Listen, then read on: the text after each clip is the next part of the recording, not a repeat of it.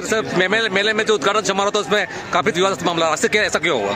देखो, सबसे पहले तो इस मेले में जो भी भागीदारी बनने वाले आदिवासियों का महाकुंभ है, 4 राज्य के लोग यहाँ पे हमारा फूल पथराने के लिए आ रहे हैं, उनको शुभकामनाएं देना चाह रहा हूँ मैं। और यहाँ पे आज थोड़ा सा विवादित मामला खड़ा हो गया। यहाँ पे जो हमारे लोकसभा उदयपुर सीट पे जो मन्नालाल जी हैं, मन्नालाल सांसद है, उन्होंने यहाँ पे इस तरह से भड़काऊ भाषण देने का काम करा, यहाँ पे लोगों को भड़काने का काम करा। इसलिए हमारा ऑब्जेक्शन ये था कि यहाँ की जो मेले की व्यवस्था को लेकर बात करनी चाहिए, मेले के लिए हम क्या अच्छा कर सकते हैं उसके लिए बात करनी चाहिए।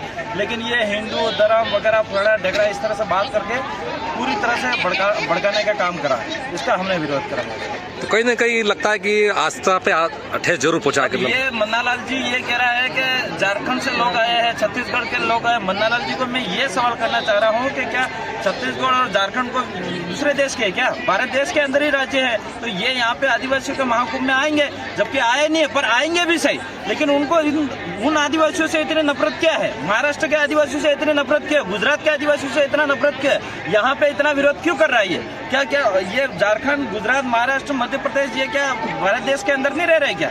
अब ये पता नहीं किस तरह से विरोध है। एक तरह से पूरी तरह से भड़काने का, लोगों को भड़काने का काम किया जा रहा है बीजेपी की तरफ। हाँ, हम तो चाह रहे हैं कि राष्ट्रीय जनजाति मेला बनाया जाए इसको। बिल्कुल, हम तो यही चाह रहे हैं कि हमारे 10 राज्य हैं, 10 राज्यों के अंदर हमारे आदिवासी यहाँ पे आए, महाकुंभ में आए, और हमारे 10 राज्यों के अंदर आदिवासियों का फायदा है। जो भी आदिवासियों की योजना है, इस योजना का फायदा मिलना चाहिए। अब उन बीजेपी की सरकार है, अभी उनको ये तो पता नहीं पड़ रहा है। आज 1000 स्कूटियाँ चढ़ रही है डूंगरपुर के अंदर, लड़कियों को स्कूटी नहीं मिल रही है। 1 साल से स्कूटियाँ पड़ी हुई है वहाँ पे। पिछली सरकार के 168 स्कूटी बांट दी, इसके बाद 1000 स्कूटी पड़ी हुई है। न प्रशासन इस पे ध्यान दे रहा है जिले का, और न ही ये यहाँ के नेता ध्यान दे रहे, नई सरकार ध्यान दे रही है। इस पे बात करने के लिए तैयार नहीं, हिंदू धर्म पे बात करने के लिए तैयार है, जाति पे बात करने के लिए तैयार है, लेकिन इस एरिया के अंदर विकास के लिए बात करने के लिए तैयार नहीं है।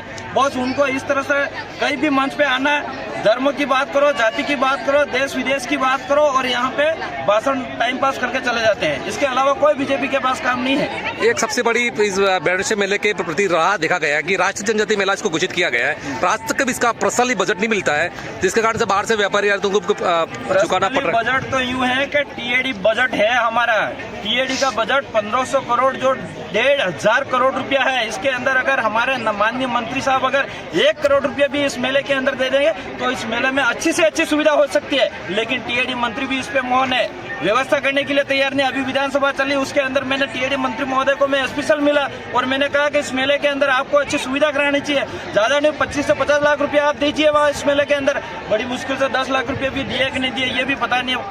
2 दिन पहले कलेक्टर साहब आए थे तो वो कह रहे थे कि 10 लाख रुपया सहयोग कर रहे हैं। अब मेरी तरफ से मैं पूरी तरह से सहयोग करने के लिए तैयार हूँ, लेकिन सरकार की जो टीएडी का बजट है, जो ट्राइबल एरिया के अंदर विकास होना चाहिए, उसका क्या है? उसकी क्या टीएडी मंत्री की जिम्मेदारी नहीं बनती है? इस मेला जो पड़ता है टीएडी में पड़ता है, तो टीएडी बजट से यहाँ डाला जाए, अच्छा से अच्छा इस मेला को किया जाए, लेकिन इस पे ध्यान ही नहीं दे रहा है। और मैं सरकार से भी कहना चाह रहा हूँ कि यहाँ पे हमारा आदिवासियों का बड़ा महाकुंभ है, टीएडी के अलावा स्पेशल बजट भी होना चाहिए सरकार के अंदर, ताकि इस मेले में हम अच्छा से अच्छा कर सकें।